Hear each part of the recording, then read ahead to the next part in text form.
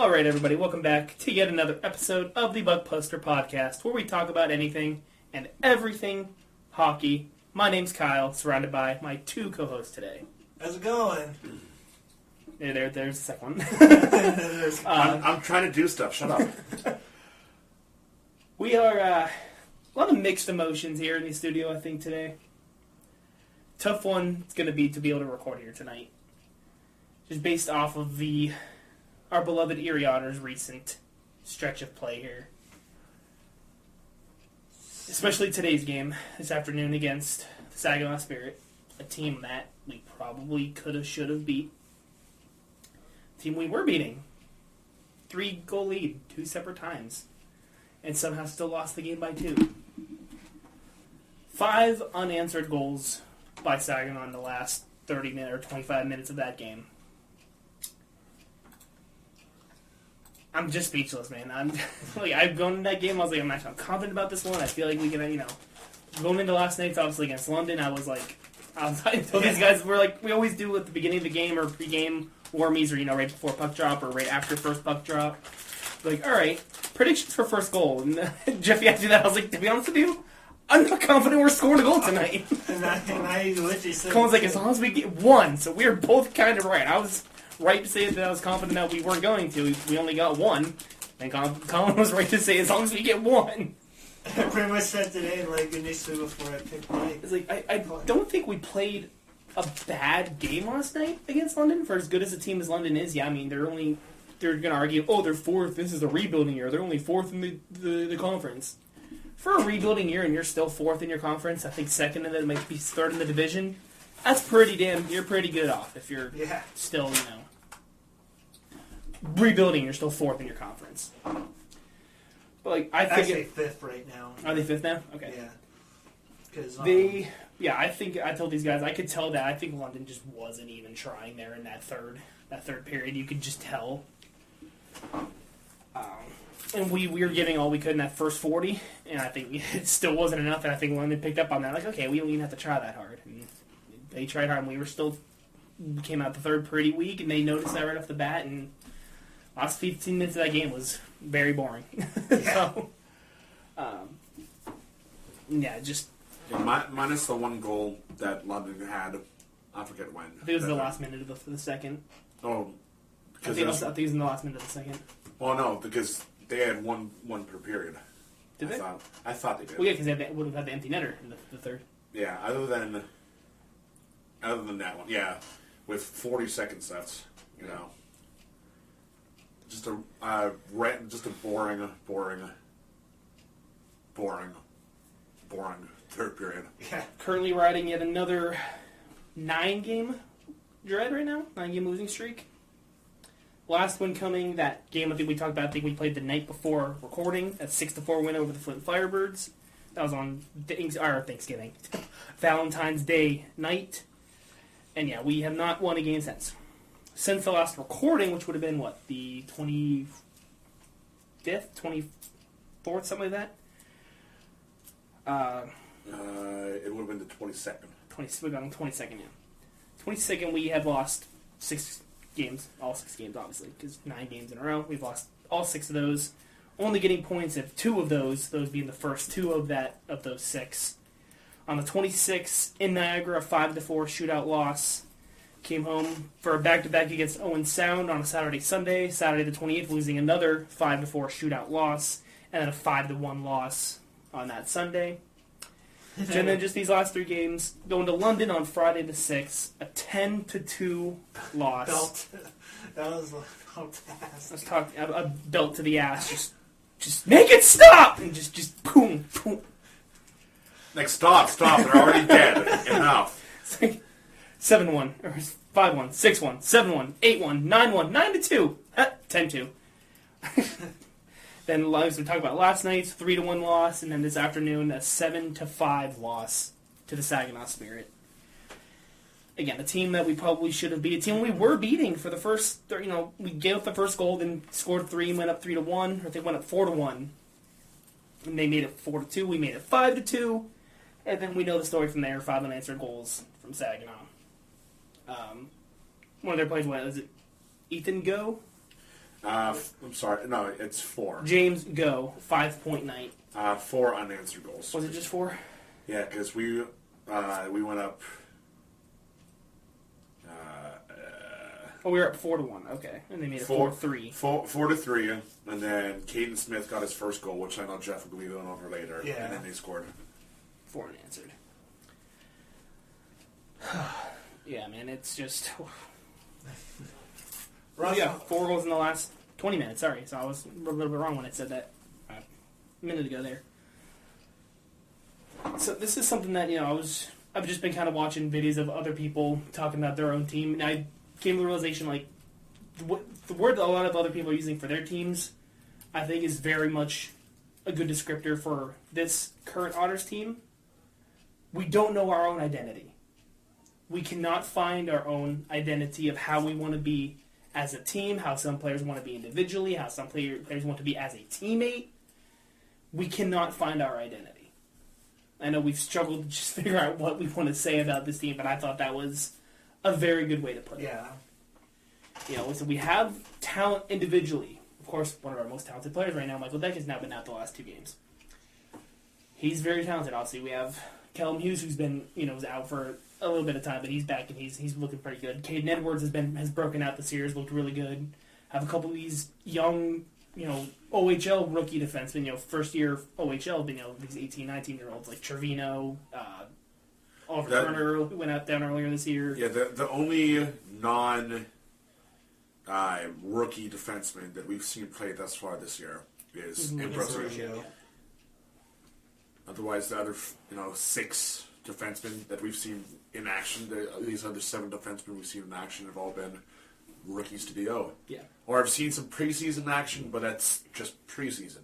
So. RFC, with the new rule, the NCAA rule, some of these kids that are committed but have played elsewhere are now coming over to the OHL to play before going there. So we have these 18-year-olds that are considered rookies.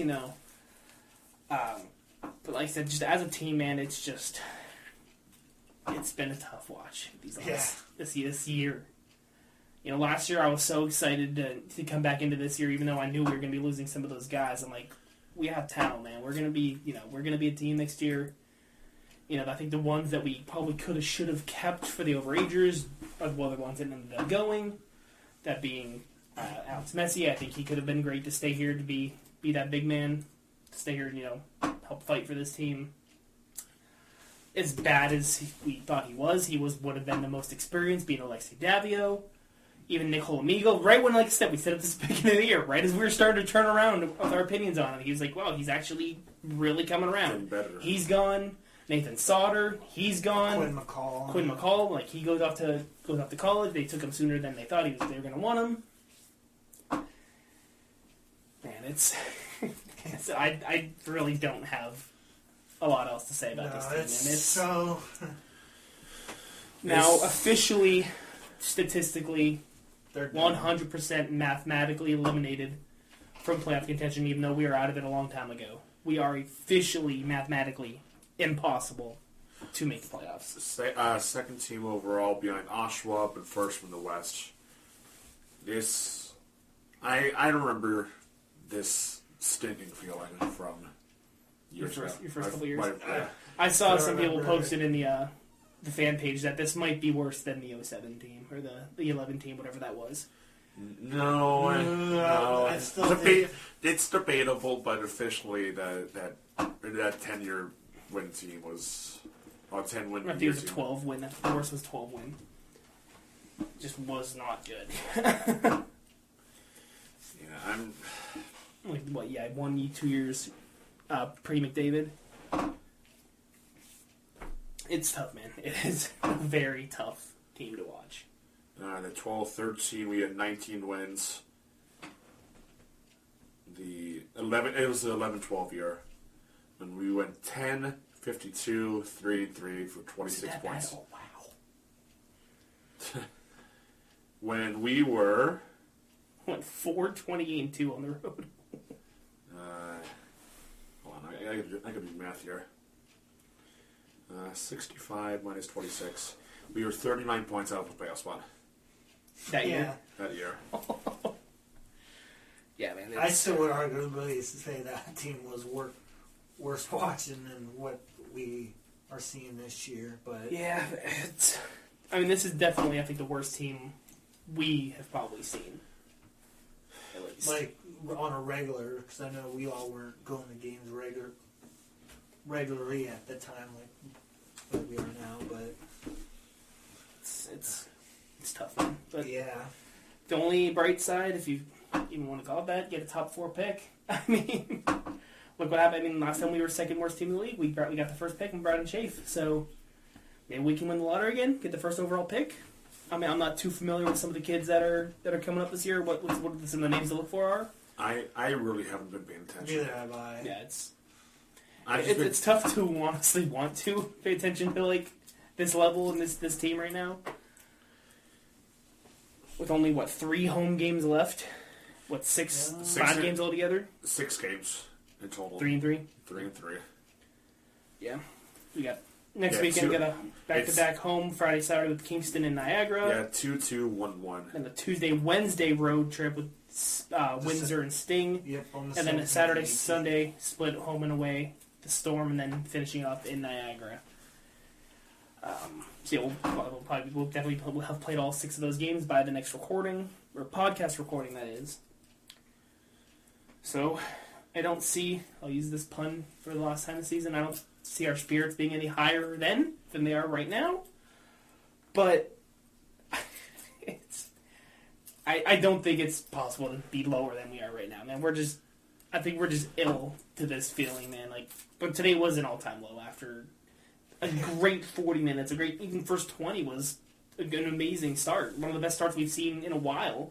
We've always gone off to slow starts almost this whole year, but the best start we've gone off to in quite some time. And then just, it all falls apart. So, before we get any more down, Jeff, go ahead and finish us off with all your CHLs. We're going to, obviously, we'll start in the O, and then we'll kind of then go into the other ones. Back on the February 25th, St. Louis Blues prospect Adam Zaradic of the Brantford Bulldogs ties the single season for most goals by a defenseman in franchise history with 15 versus Brampton. On the 27th, Malik McGowan of the Kingston Frontenacs played in his 200th career OHL game versus the Sioux Greyhounds.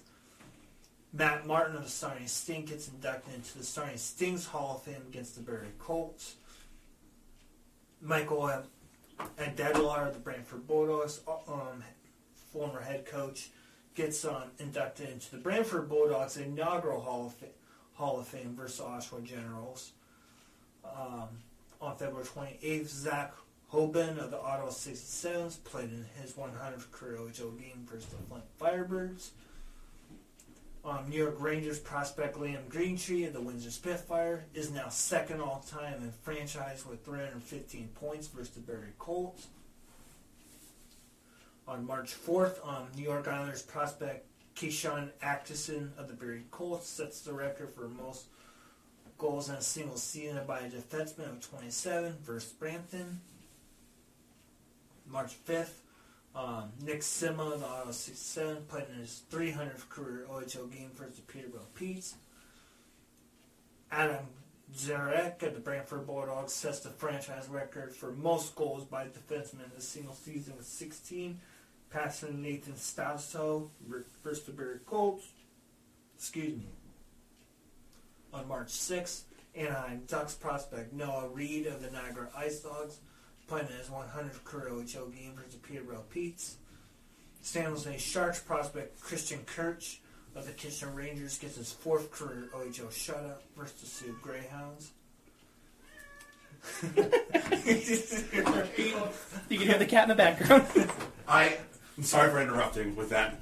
Here it comes. I hope you know he did that exact thing when I was recording the. I listened. I did. Dropping the book. He was like, yeah. I'm like, I'll be right there, Otis. I swear. Right, now.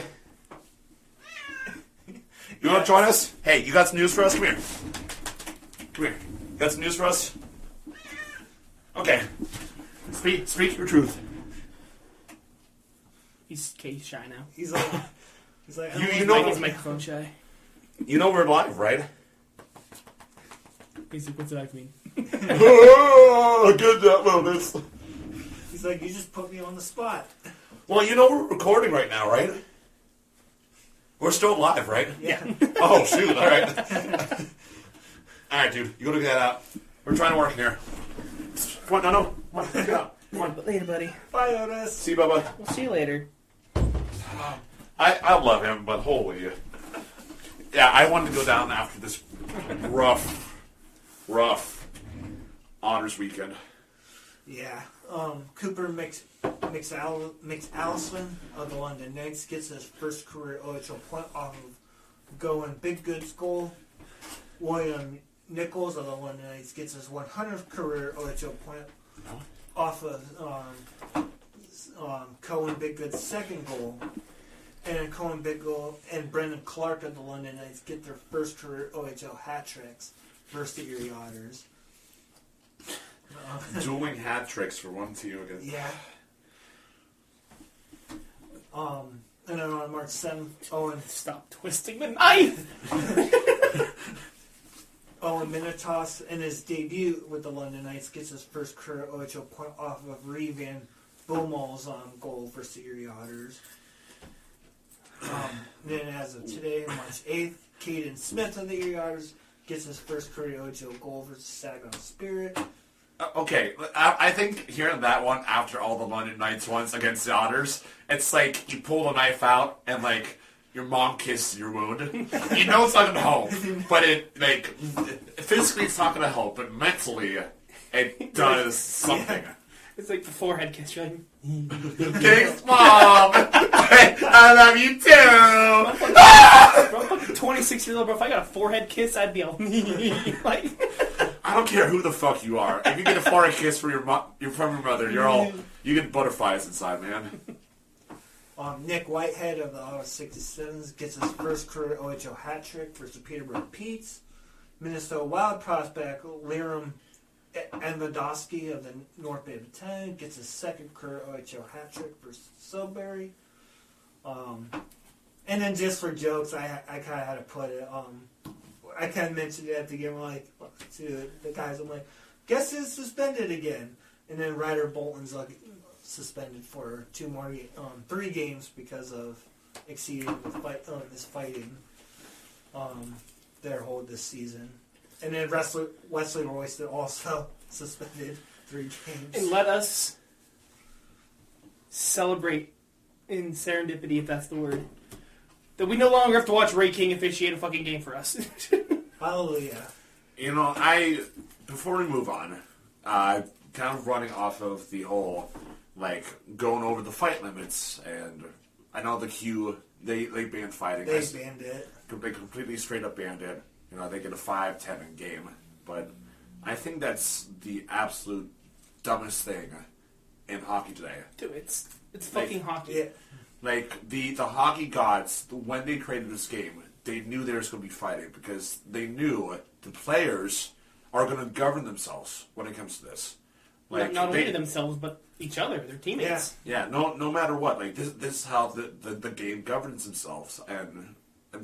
Yeah. That's how it governs itself. It's, you know, you won't have this idiot running around the ice potentially hurting or, hell, even killing somebody. Obviously, we saw that a couple of years ago.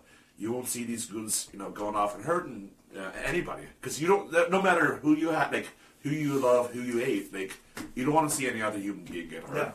No. But this is how we avoid that. Because, hey, if you hit somebody, if we don't like that hit, we're going to beat the fucking brakes off you. I don't care what that scoreboard says. You will not touch my teammate. It sucks to see, you know, the physicality, the fighting go away in the game that we all know and love so.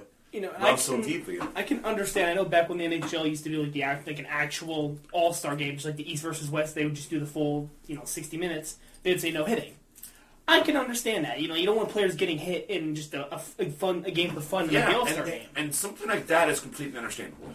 But in a regular, like in a normal game, regular season, playoffs, doesn't matter.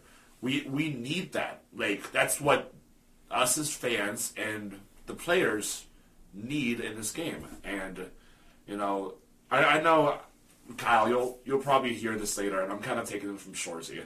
But we've went from this tough physical, ragtag North American game that we grew that we saw back in the 70s and 80s to what is practically the European game where it's all finesse and fast skating and great puck handling. And yes, don't get me wrong, that's fun to see, and I love seeing Connor McDavid skate fucking circles around what looks like infants on the ice. And breaking through 4 or 5 guys just I love that, but it makes it look easy. but at the same point, that's just not 100% the game. That's not the way. Every little aspect of the game, the fighting is just part of the game. The deking is just part of the game. The goal scoring is just part of the game. The great goaltending saves is just part of the game. That's just what the game of hockey is. And when you're taking away fighting, you're taking away a part of the game. It's like if I cut off your leg from the knee down and I tell you to run.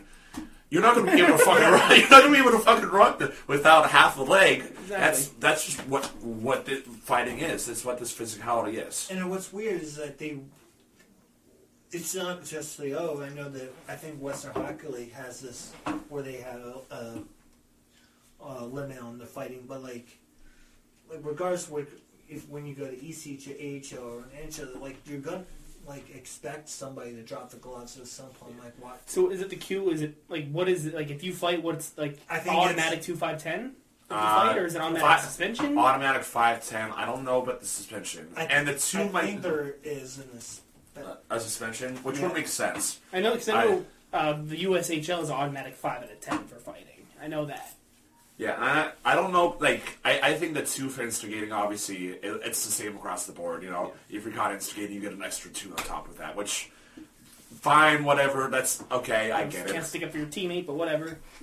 Yeah, but again, that's just what belongs in the great sport of hockey. Yeah, it's fighting, and then you take away a part of it, and it hurts. I mean, and all these other leagues, the AHL, the NHL said, all right, you take away that, we're bringing back goalie fights. Which that's been fun to see. I think there's another one in the AHL. Louis Domingue, Penguins legend, got into one the other day. Really? Yeah. Great. I think he beat the shit out of him, too. You can probably pull it up here in a second. But, I'm going to move this so I don't spill it. Pull it up while Jeffy keeps on rolling. And then just a couple Western Hockey League news. But going back on February 25th, Bar Domoski of the Prince George Cougars played in his 300th career Western Hockey League game versus the Regina Pats. Rowan Woodward of the Victoria Royals played in his 300th career WHL game versus the Koala Rockets. And then on March 7th, Landon McFadden of the Moose Jaw Warriors gets his first career WHL hat trick versus the Linton Bridge Hurricanes. And Cooper Gianowski of the Prince George Cougars played in his 300th WHL. I saw this on Twitter. I saw the first part of it. I'm sorry, Jeff. No, you're fine. Live reaction for these guys here. Louis Domingue, he gets a few fucking haymakers in there. Oh, yeah. Dude, this is what some time in the KHL does for you. It toughens you up. Yeah. That might not be the #1 league in the world right now, but did Domingue play in the KHL for a little bit? Yeah. Did he? Okay. Yeah, after his contract ended in 22-23. Pretty much right after this, of course, guess who picks him up and signs him to a 2-way? Florida.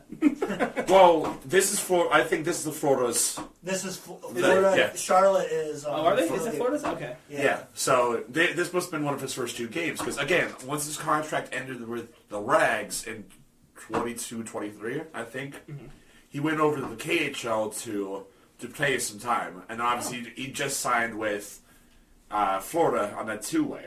Oh, okay. Because he was technically a free agent this season, so. But I know that. Yeah, he threw some haymakers. Oh, in yeah, there. He got some in. And then the last couple things in the QMJ now. Tony Blow of the Monaco Wildcats sets the record for most assists in the QMJ by a rookie defenseman, 61, passing Gaston Fierro with 60 back in the 77-78 season. The Shawinigan Characters retired Alex Burrows, number 41.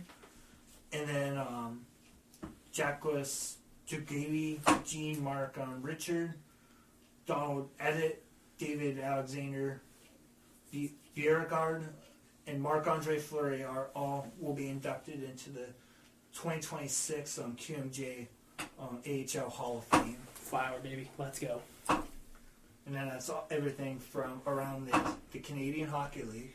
Hell yeah. All right, I like to do the top thing for the whatever the sponsor. But all right, today's sponsor, Big Fork Co. Or Big Fork Brands, not Co. Because that's strong coffee. But that's for a different episode. But Big Fork Brand. All you meaty snacky needs. We got jerky. We got kielbasa. We got sauces. We got jerky meat stick thing. Crab pork stick. Meat stick. I like meat stick better. Oh, yeah. Okay?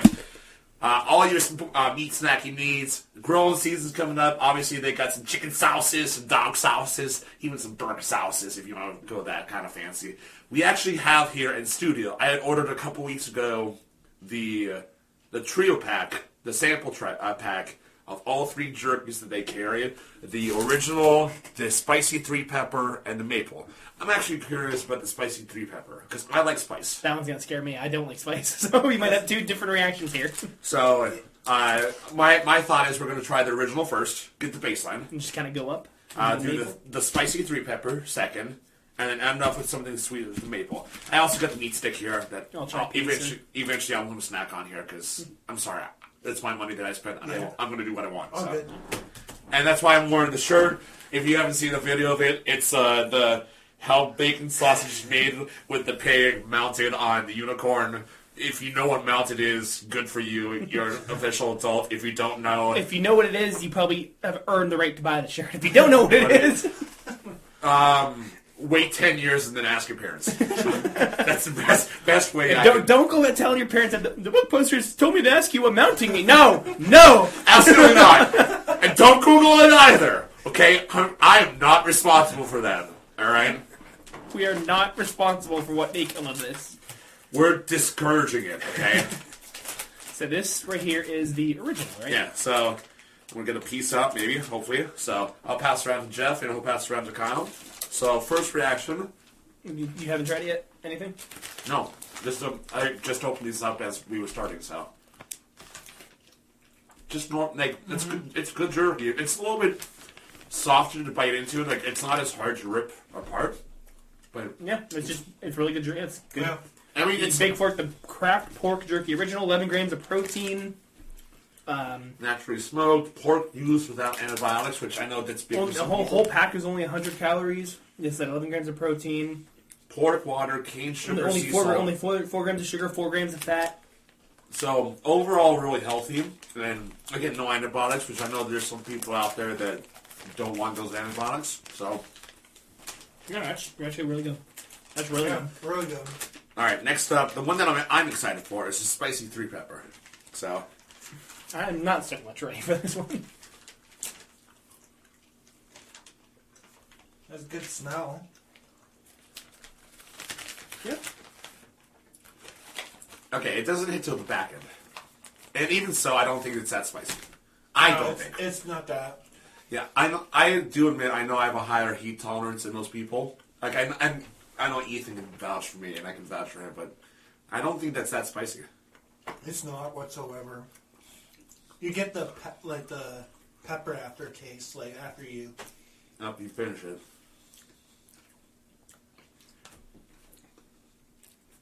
Oh God! For me, there's a little bit of a kick, but I mean, for me, I'll say a bitch when it comes to spice. It's really not. There's that little bit of something, but it's not bad. It sits on, like I said, on the back end, on the tongue there, but it's not like hey, make your nose run sweat or whatever. Yeah, it's not bad. It's actually really good.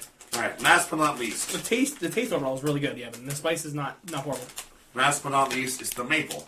So, which is one I'm kind of. I think they're all the same. Yeah, again, 11 grams of protein, 100 calories. Yeah, the only thing 4 grams of fat. The only thing that's different is that one has pepper in it versus this one has the maple. The best one to look at is the original. I think that.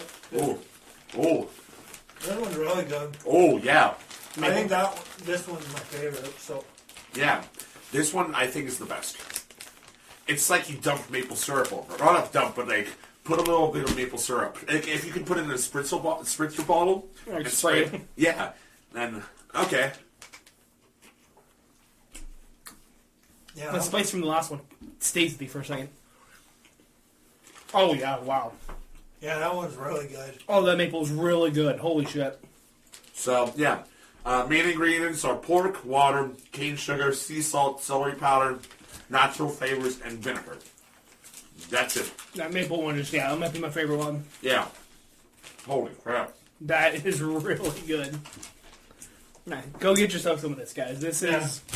That is real. That maple one is my favorite. That is really good. Yeah, holy shit. And like, Really good. and like, obviously there's a lot of maple syrup.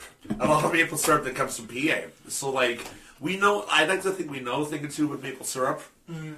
So, but that is good. So, there we go. Live reaction, the 3 jerkies. Obviously more to come as time goes on. Well, I know I'm a big testament to wanting to order stuff off these websites and use them myself, so then I can give my personal opinion as well as my professional, and hopefully these guys can as too. So obviously go to bigforkbrands.com, use BUCK2026, that's BUCK BUCK2026 at checkout, save yourself 20% off your very next purchase. Thank you again to bigforkbrands.com, and back to the episode. Alright, let's jump on into our NHL related stuff. That being said, let's do some Puck Doku. So going across with the columns, left to right, we got Columbus, Anaheim, Edmonton. Going top to bottom for the rows, we got Tampa, Detroit, and 30-plus games played in their playoff career. Tampa Bay, Columbus, Oliver Bjorkstrand. Recently. So for Tampa Oilers, we can do for the whole Tampa row, we can do Corey Perry, but we can also do 30 games playoff in the playoff career for Anaheim and Edmonton.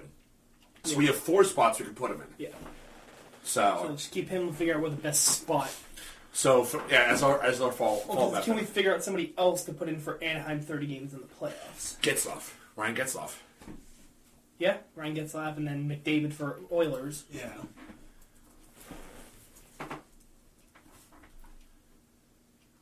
Make sure I'm right. 30. Okay. McDavid 30 game career playoffs. The Oilers. And then, so we can try to figure out something else, and then figure out where to put Corey Perry. No, never. Well, technically, we could do Sergei Bobrovsky for Columbus and 30. Why not?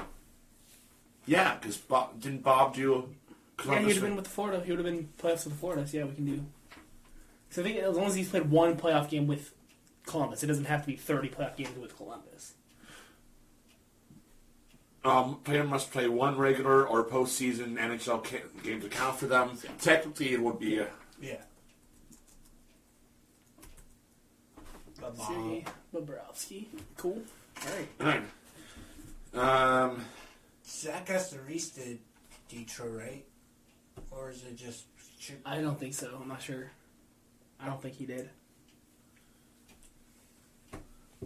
I'm not confident enough in that. I wasn't completely positive in it.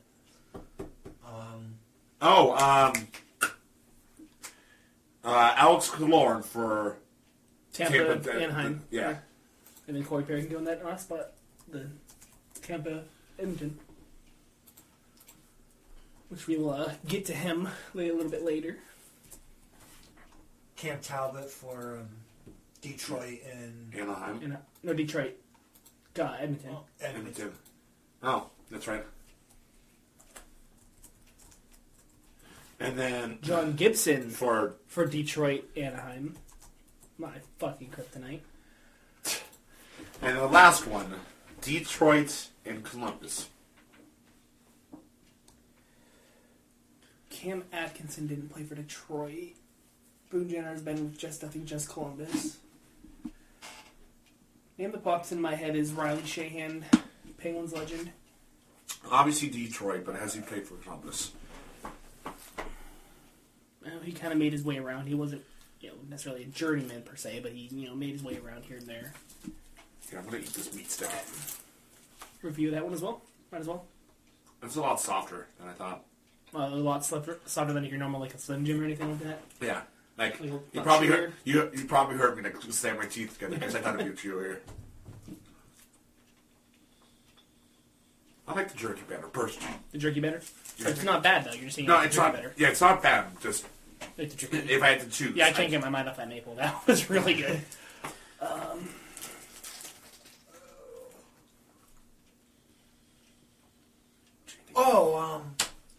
Sergei Fedorov.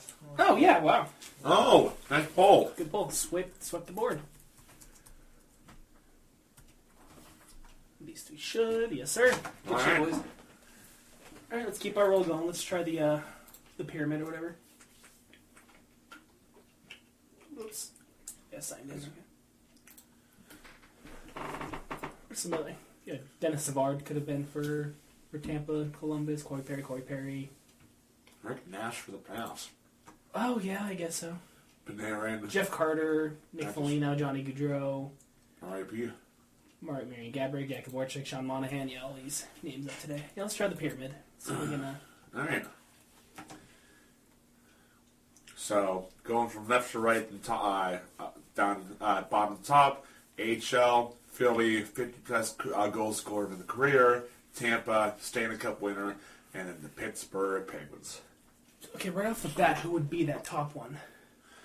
Ruslan Fedotenko. Because he played Tampa, he played Philly.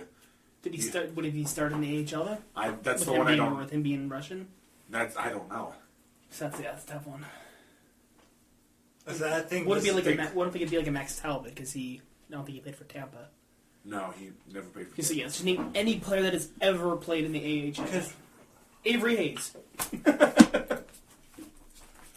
Gotta go recency biased here.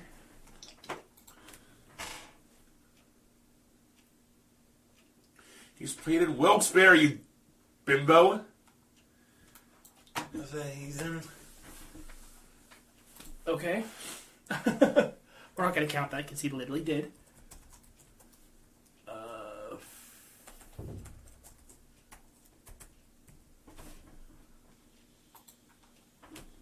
There's Daniel Carcillo. That piece of shit. So yeah, who's someone that would have played AHL and played for Philly? Denver Barkey, did he play any time in the AHL? I know he's been up and down with. With the Flyers? So did Denver Barkey? I'm pretty sure he has been. This is not going to count either.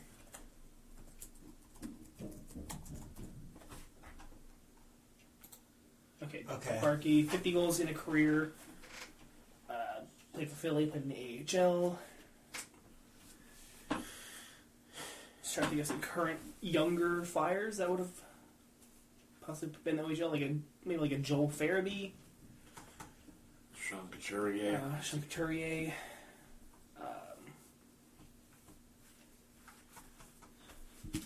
Yeah, didn't maybe shoot for like a Sean Couturier. I guess I don't know where he would have played. Okay. So Tampa, Philly, 50 goals scored in the AHL. Use one of our lifelines here. Yeah, do 50-50. JVR or Vaslav. I don't know who that second one is, but did JVR play for Tampa? I know Philly for sure, obviously. Yeah, I'm not confident JVR played for Tampa, but I don't know who that other guy is. Fuck it. Nope. Which one did you do? JVR. Okay. So just type in his name, just Prospel, whatever it is. Yeah, that first There's the top Prospel. one. And then we'll continue and see if we can get it. Or not, okay. Oh, yeah. Aha! Fedotenko, I was right! It was Ruslan Fedotenko. Okay, I just because of him being Russian, I wasn't sure if he would have played NBA. Oh, it's 3 choices? Or that was the... This is for that one, okay. So Filppula, Atkinson, Steve Downey, David Legwand, Adam Wall, Rich Damon Center. Winecow. All right. Don't know a lot of these names, to be honest with you. Maybe one of these days we'll do the Puck Buddies instead of Puck Doku. That is a little fun one that I know I didn't. I tried it one time. What the Bug Wednesday episode? Yeah. Then we move on to what? Never mind. It's inappropriate. Moving on to my NHL milestones and stats and stuff like that. Then we'll move on to deadline. Well, the deadline moves. So, going back to the first day returning back from the Olympics, back on the 25th, I just have the one. Joe Quenneville won his 1,000th game behind the bench. On the 26th, Matthew Schaefer set the record for most goals scored by an 18-year-old defenseman. McDavid hit 100 points for the 6th straight season, doing so in just 60 games. Steven Stamkos moving into 19th all-time for goals with 611, and obviously I'm counting now. Dylan Holloway recorded his second career hat-trick against the Seattle Kraken. On the 27th, just one, Elias Salamonson of the Winnipeg Jets scored his first career goal against the Ducks. On the 28th, both Mitch Marner recorded his 800th point, while Thomas Hertl recorded his 600th point. On the 1st, March 1st, Arvid Soderblom of the Chicago Blackhawks secured his first career shutout against Utah, and Vince Dunn played in his 600th career game. On the 2nd, Angus Booth of the LA Kings scored his first career goal in his first game against Colorado. On the 3rd, Kirill Kaprizov became the franchise leader in goals for the Wild already. Yeah, that's kind of sad. With 220, I believe it was passing Saku Koivu. Or would it be Mikko Koivu. Yeah. Mikko Koivu. I didn't write it down, so I forgot. On the 4th, Brandon Bussi became the fastest goalie to win 25 games, doing so in just 29. He is unbelievable, dude. 25-4 record or so at that point. So now he's finally like 26-4. Nikolai Ehlers recorded his 7th career hat-trick against the Vancouver Canucks. Beckett Sinecki is the first rookie to reach 50 points this season. On the 5th, Yaroslav Chamler of the New York Rangers scored his first career goal against the Maple Leafs. Vitek Vanacek recorded his 100th career win against the Flyers. And Anze Kopitar became the 25th player in history to play in 1,500 career games. On the 6th, Matthew Tkachuk recorded his 6th career hat-trick against Detroit. Just yesterday, on the 7th, Alex Bump of the Philadelphia Flyers scored his first career goal also in his first career game against the Pittsburgh Penguins. Jack Hughes recorded his 4th career hat-trick against the Rangers. Kirill Vejmelka became the first goalie to reach 30 wins on the season. Josh Morrissey set the Jets' franchise record for points by a defenseman with 417. And just today, on the 8th, Connor Bedard played his 200th career game. Connor Bedard is also currently 10th place for most points amongst active players for points in his first 200 games. And Pavel Zacha recorded his 2nd career hat-trick against the Penguins, in a loss to the Penguins, may I say. And that is it for my milestones. And before we jump into all the deadline stuff, just a couple other NHL things to touch on, obviously being the Evgeny Malkin situation. Now, me and Colin, if you didn't see our vlog, we were there for that game. We were literally seats at the glass, or second row to start, then we moved down to the glass for the second and third period. So obviously we were literally right there for the Malkin versus Dahlin situation. In the moment, we were kind of pissed off, like, why the fuck why he didn't get a game? Why did this happen? Like, I don't think in the moment generally we saw the initial swing in the moment. I don't think we saw that. So that's why kind of in the moment we were like, what the fuck? Because I know right both behind the net and in front of the net, Dahlin did cross-check cross-check Malkin twice. Both once right in the chest and then one in the back. And that's kind of what... And Malkin just snapped, took a swing, both hands on the stick, straight for Dahlin's neck. For a 20-year veteran to do something fucking stupid like that is... Like, it's unacceptable. No. Whether you want to say it was he was provoked or Dahlin kind of deserved it. Did he deserve that? No. No. Is Dahlin kind of a punk bitch for not dropping gloves and fighting him? Yes, but Yeah. it's unacceptable for somebody of his caliber and his talent, as long as he's been here. That wasn't acceptable. No. But then, so once we got back to the car and looked back at the replay and the footage, we're like, yeah, we might have been wrong in the vlog for complaining about it in the vlog. It was a very stupid play on Malkin's part and very deserved 5-game suspension for sure. 100%. Already got 2 of those games out of the way now, so realistically, time-wise, it's only really like a week. He'll be back by next weekend, so same time maybe him and Crosby will be back around the same time. Who knows? Hopefully.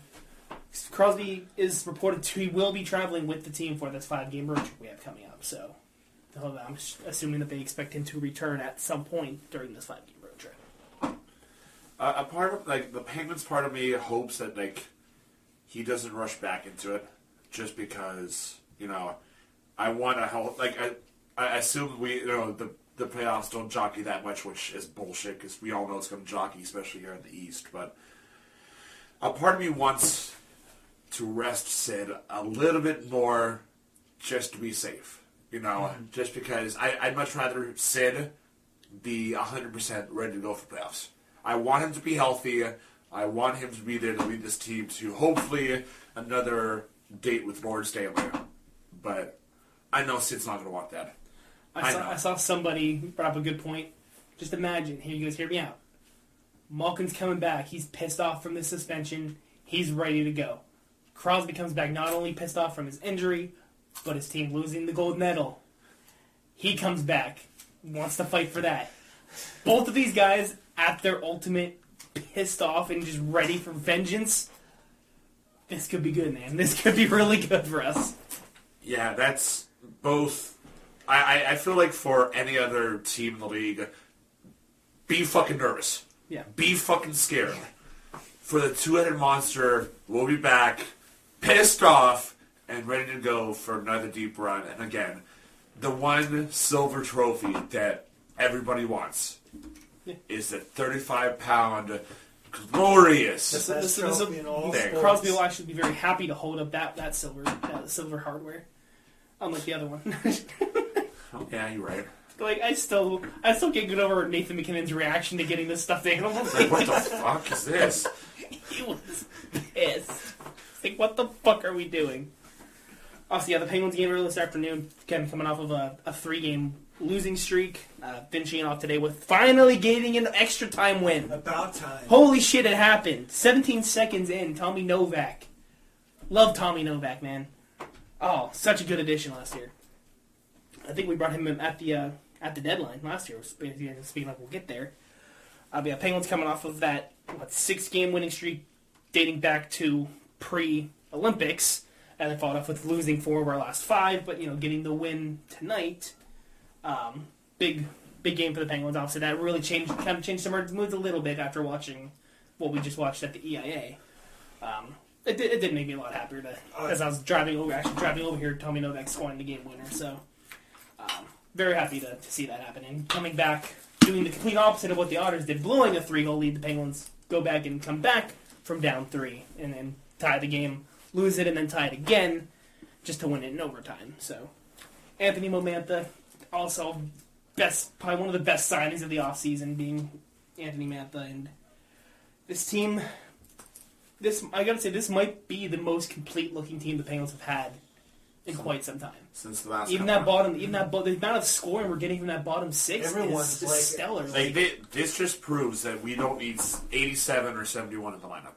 Yeah. Even to get points to be. I mean, this 5-game road trip is very tough. Have you seen it? No. Yeah. 5-game road trip in order: Carolina, Vegas, Utah, Colorado, Carolina again.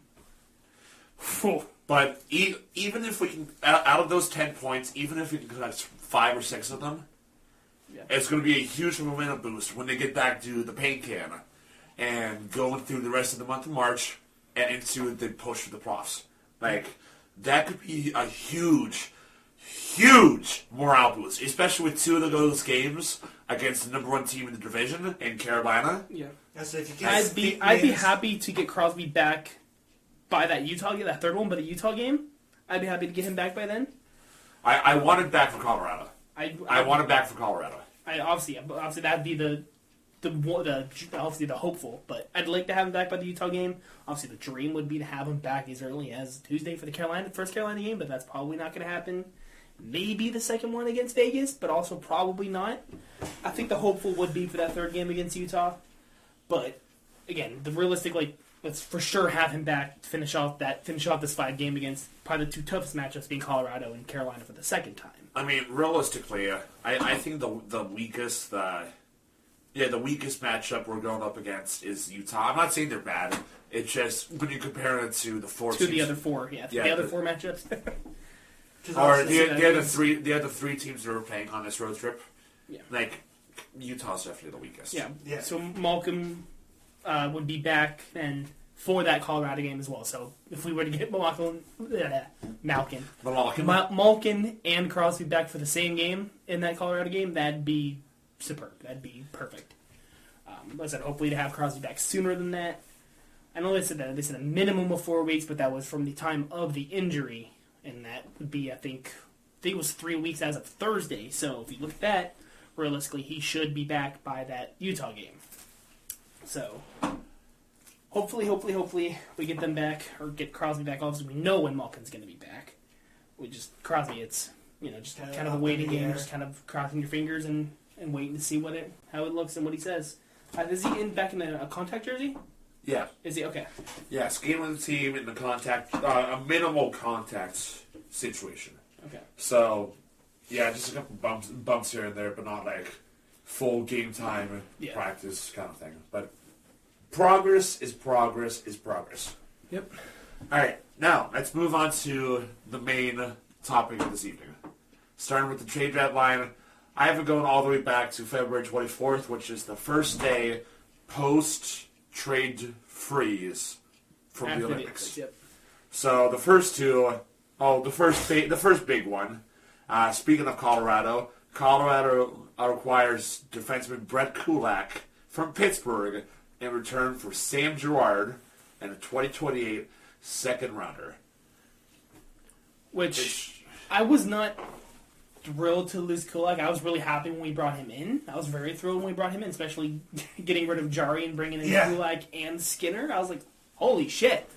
But also looking at Girard is 5 years younger, with a little bit of a cheaper contract than what Kulak is. And then also getting that second round pick as well. I mean, it's not until 2028, but a second round pick is a second round pick. Yeah. I mean, how many draft picks do we have in the first 3 rounds until 2029? I don't remember how many. I don't remember how many we gave up with what did we give up in the Soderblom trade? We'll get to that, I'm sure, in a second. But yeah, it'll be. Before that, I think it was 15 picks in the first 3 rounds over the next 3 years.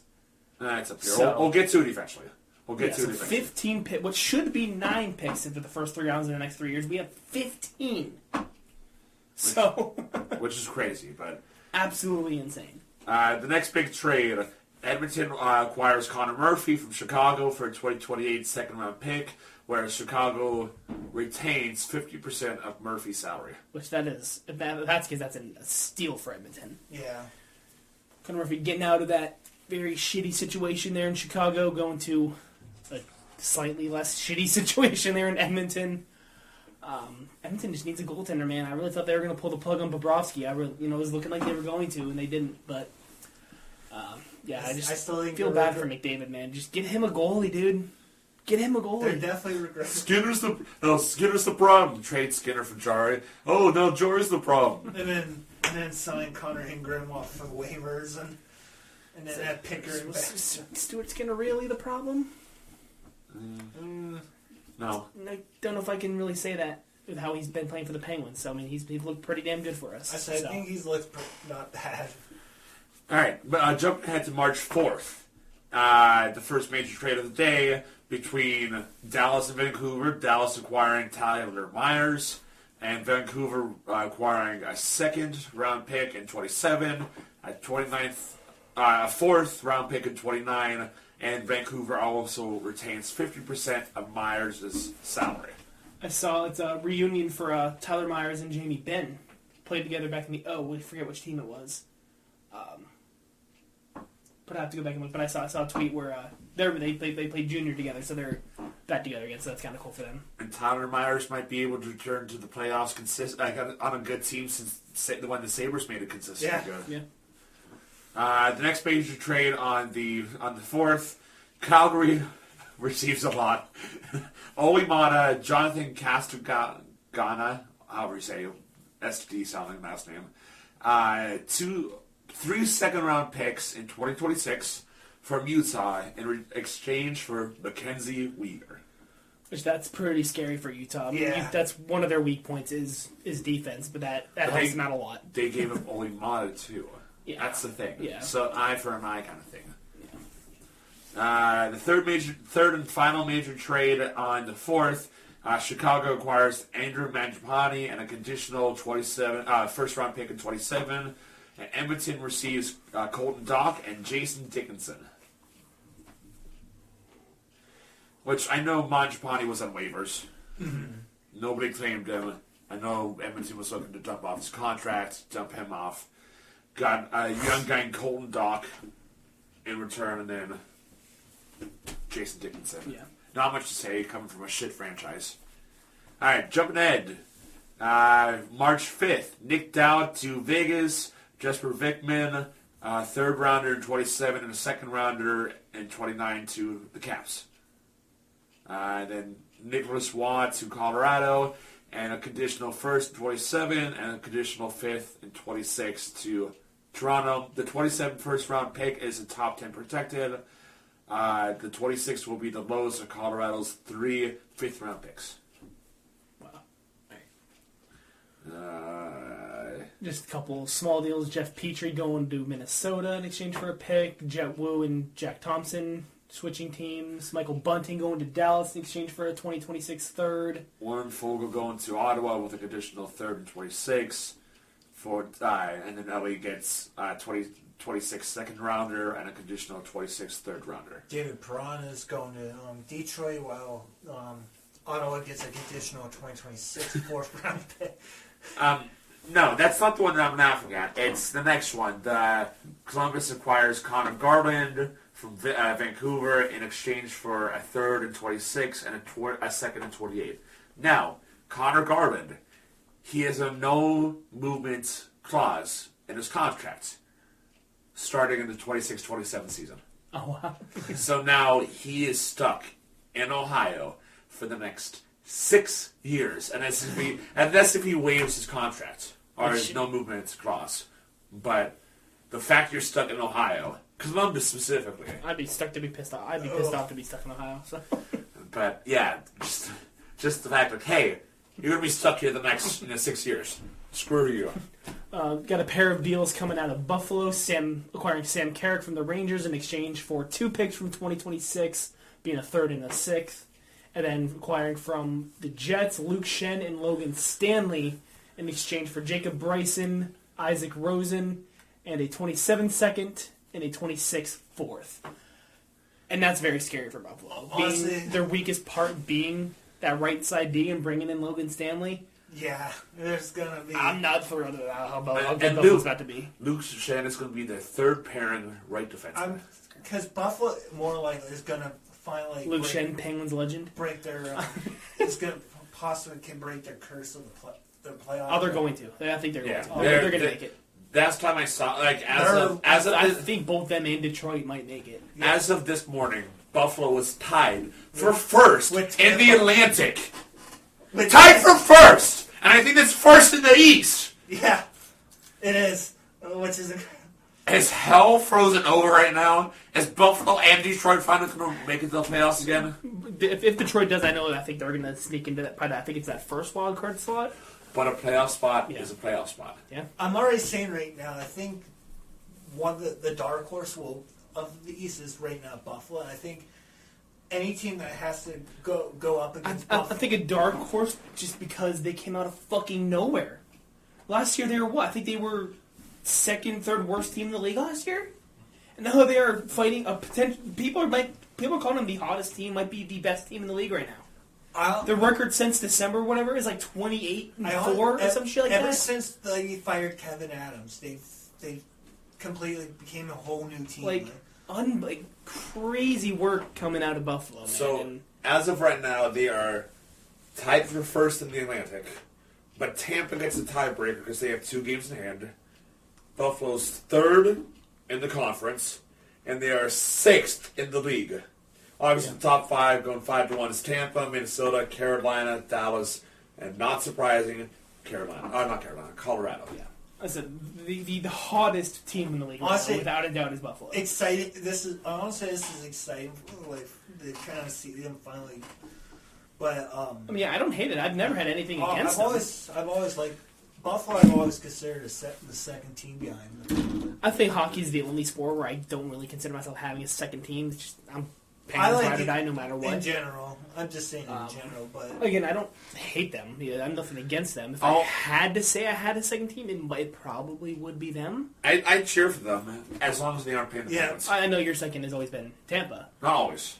Not always. Really. Not always. But for the last, ever since you lived down there. Yeah, the past 9 years. Almost 10 years now. Yeah. Shut up, I know. Moving on! Anyways, the one that happened about 2 o'clock in the morning, everybody woke up to this fucking deal. John Carlson going to Anaheim in exchange for a conditional 2026 first and a 27 third. If Anaheim fails to qualify for the playoffs, they have the option to retain their 2026 first-round pick and transfer it to the 2027 first-round pick. Wow. Did anybody see that one coming? No, that was out of right field. I was just this was been played an hour and a half after we got home from the game. And I woke up to this trade, getting ready for work at like 4:30. I was like, did I know? I just woke up and I'm like, what the fuck? I just see like the number 1 headline, Carlson to Anaheim. I'm like, I know Ovechkin's pissed. Ovechkin is pissed. Yeah. Depressed and pissed. Understandably so. That's like his... That's like Crosby's Letang or Crosby's Malkin. I guess he had an interview. I guess he said his Carlson's cousin actually texted him like, "Hey, did you?" No. Could you imagine waking up to a phone call at 2 o'clock in the morning saying, "Hey, you're going across the fucking country"? Whew. Hey, you know how you said you'd like playing on the West Coast for the road trip? Well, imagine doing that every single night. Every single home game, you're going to Anaheim. Like, oh, okay. I'm going to Disneyland, guys.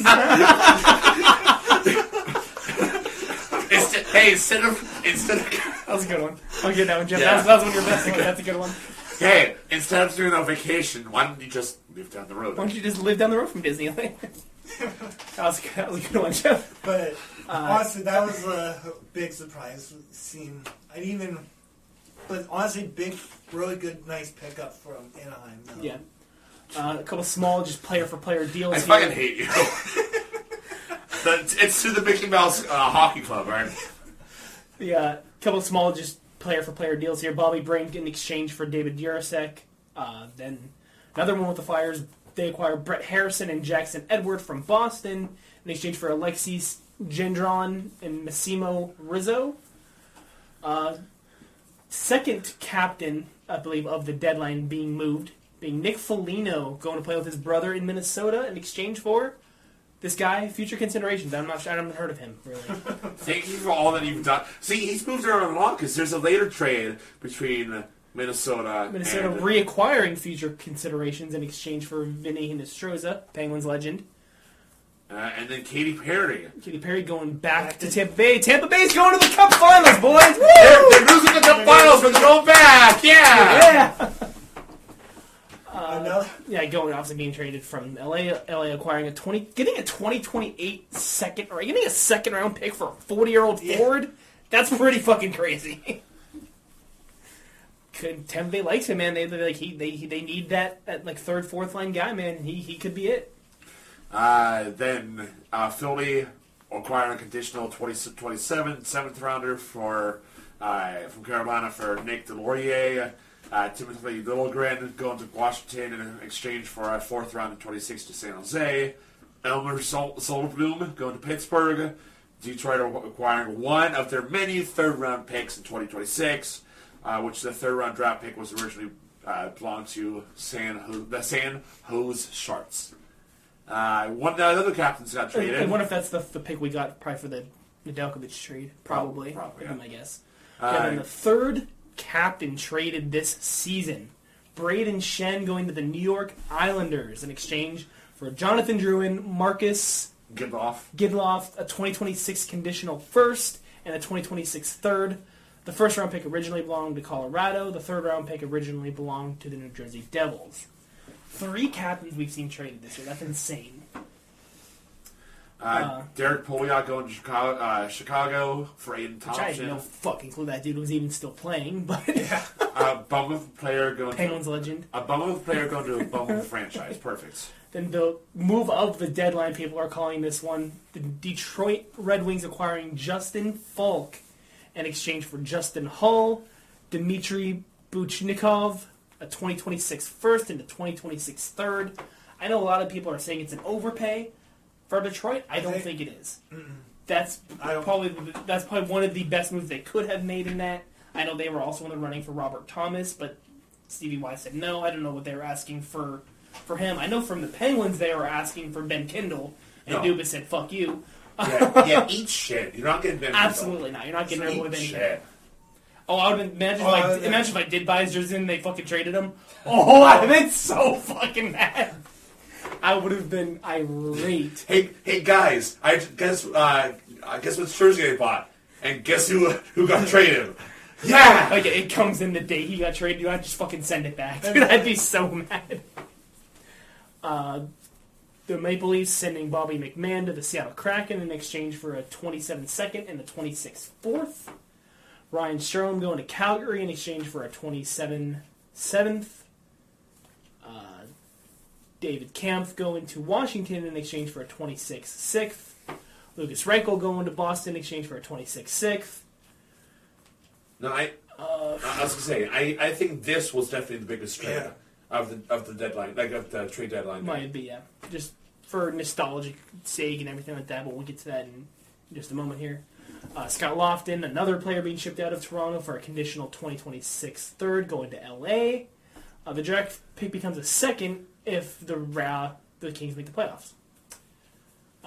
Just another small one, Tanner Pearson going to Buffalo, Penguins legend, for a 2026 7th. Yes, I'm going to say that every single time I see a Penguins legend. Then the move of the deadline, debatably. Well, hold on. The last official trade of the trade deadline, two prospects. Brendan Othman from the Rangers to the Calgary Flames in exchange for Jacob Battaglia.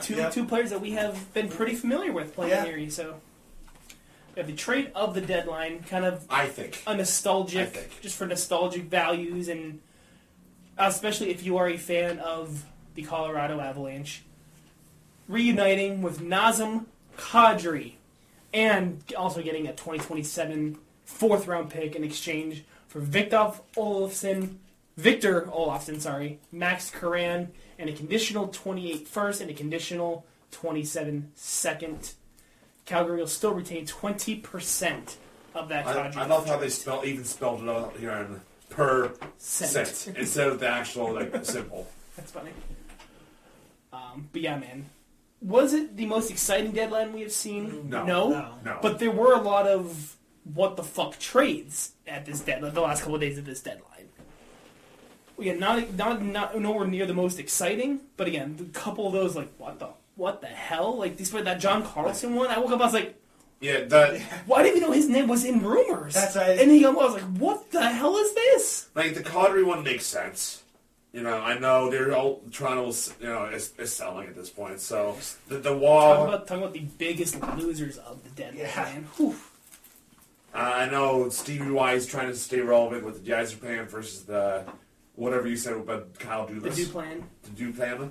So he's trying to stay relevant. So that's why he made the Justin Falk trade. Makes sense. The Islanders are loading up and trying to help build around Matthew Schaefer. So the Islanders doing what they did, brought in Braden Shen.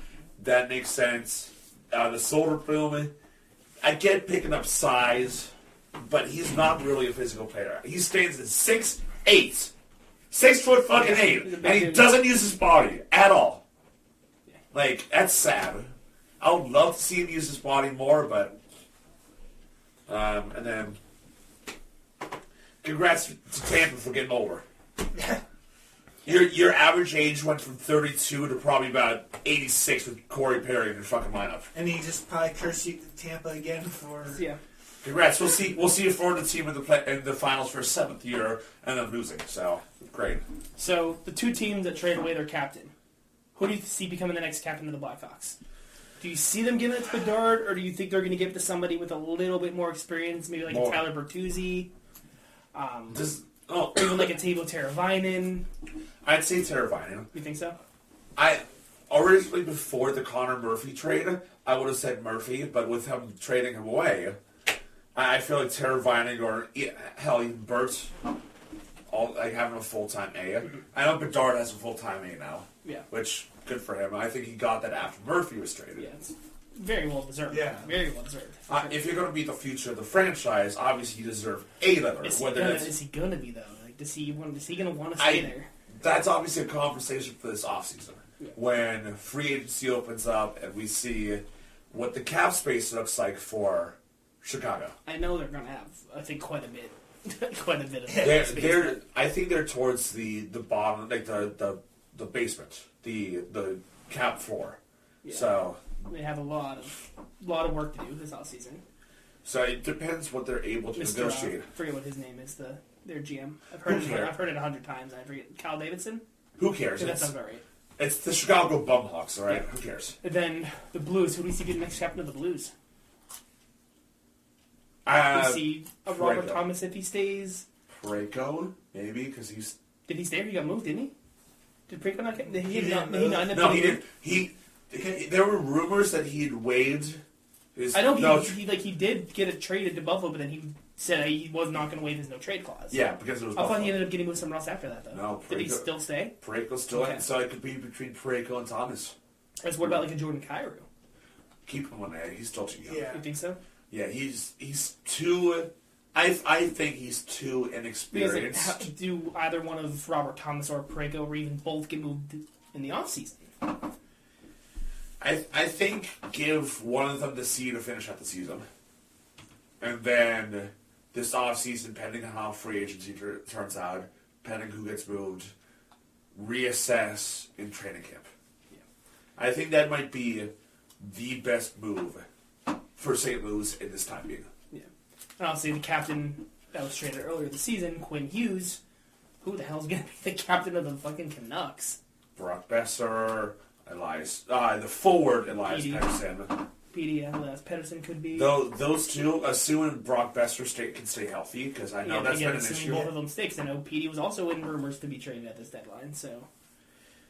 Not as strong as others, but obviously, yeah, you're right. So I mean, obviously, it's the deadline. There's really if John Carlson can be moved, anybody can be moved. So on a realistic sense, I feel like Vancouver could be in the same boat as St. Louis.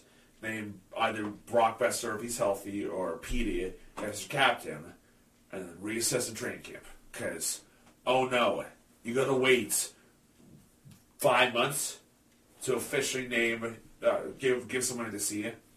Whoop-de-doo. So, not the end of the world. I'm just laughing here. I see a tweet from Sportsnet Pittsburgh. Thought Boston was a sports town. The Pirates beat the Red Sox in spring training 9-7, and the Penguins beat the Bruins in overtime 5-4. That's kind of I was laughing at that, but that was funny. And then, yeah, obviously the other teams without a captain, Boston, San Jose. So, which is typical for them. Yeah. So, It could be I think this free agency could end up being a very exciting free agency. There's a lot of big UFAs this year, for names. Might as well, yes. While we're still talking here, we can pull it up. I usually go to Sport Tracker, Puckpedia. Sport Tracker probably work the best. Some of the bigger names. I said Kale McCarr, Patrick Laine, Bob, Ovi, Truba, Carlson, Kopitar, Anders Lee, Nick Schmaltz, Jaden Schwartz, Oliver Bjorkstrand, Malkin. JG just signed. Oh, somebody should definitely pick up Kevin Hayes. Yeah, he's the best player. Yeah, Penguins, re-sign him now, Penguins, yeah. Tarasenko, Alex Tuck, Jordan Eberle, Alexiak, Anderson, Nick Foligno, Mike Bunting. Like, there's some big names. And then a couple of the RFAs, too, who, can sign a contract, Connor Bedard. There's a lot of names on this list, man, that are intriguing. So,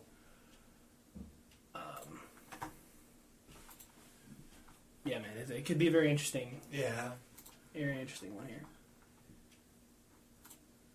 I guess I could have done that. Yeah, some RFAs. Jason Robertson, Trevor Zegras, Connor Bedard, Simon Nemec, Leo Carlson, Kirby Dach, Cole Perfetti, Adam Fantilli, Jamie Drysdale. Like, this could be a very fun offseason when it comes to signings. Yeah. Like, it could be very interesting. Like, I am really, really excited to see what July 1st brings. Too bad we're still 4 months away from that date. But also we got the Stanley Cup playoffs to watch right before that. So 3. Oh, no, 4, sorry. Yeah, just under 4 months. I'm thinking June for whatever reason. It's because you brought up Stanley Cup Finals. Yeah. I'm like, whoa. Yeah, so just under 4 months until we see that, but again, we have the Stanley Cup Finals to look forward to right before that. So, yeah, man, crazy. Again, not the craziest deadline we've seen, but definitely a lot of what the hell kind of deals. I feel like this is like it's the dam building up for the free agency. Like, building, so much more pressure building up to it. And then as soon as July 1st hits, the floodgates open, we see a shit ton of moves that make either people lose their minds or lose their minds. So I think some of the bigger winners of this deadline, I think Utah's one of them, bringing in Mackenzie Weegar. That's a huge addition for them on defense. Detroit bringing in Justin Falk is very huge for them. Also, the Buffalo Sabres, for the first time we can say that in probably the last 30 years. Bringing in, Luke Shen and Logan Stanley. Colorado bringing back Nazem Kadri. Anaheim for bringing in John Carlson. Losers are Washington for losing John Carlson. Toronto for doing fucking nothing. Absolutely. Just getting rid of some of their younger guys that could have been part of their future.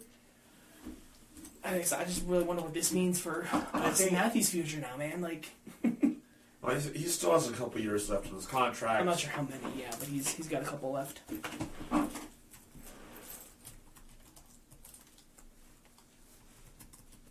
Let's see.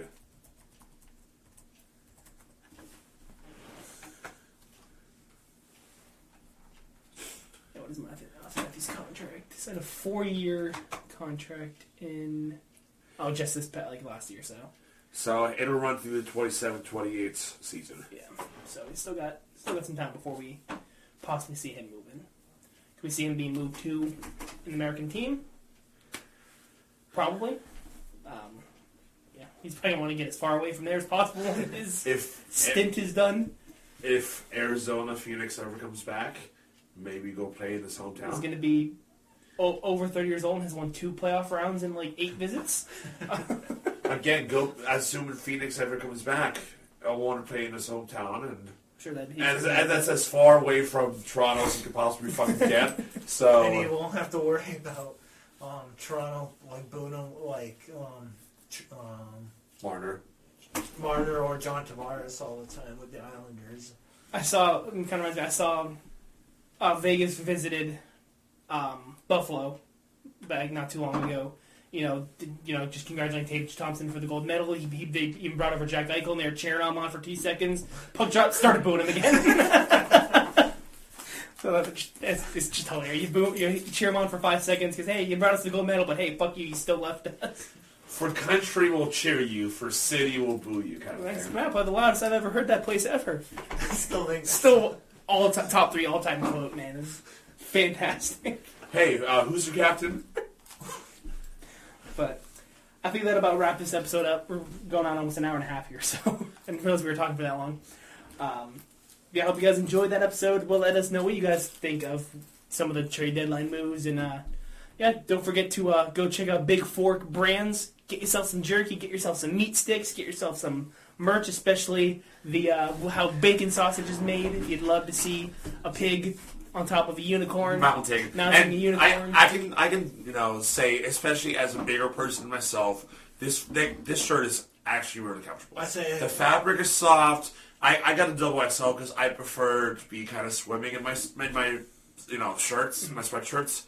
This is pretty comfortable. It fits to me well, and if I think it's comfortable, you'll probably think it's fucking comfortable too. Because I don't like tight shit. Yeah, it's just I prefer loose.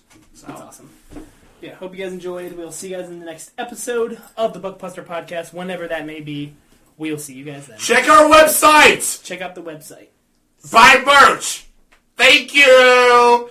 Love you. Bye. Love you.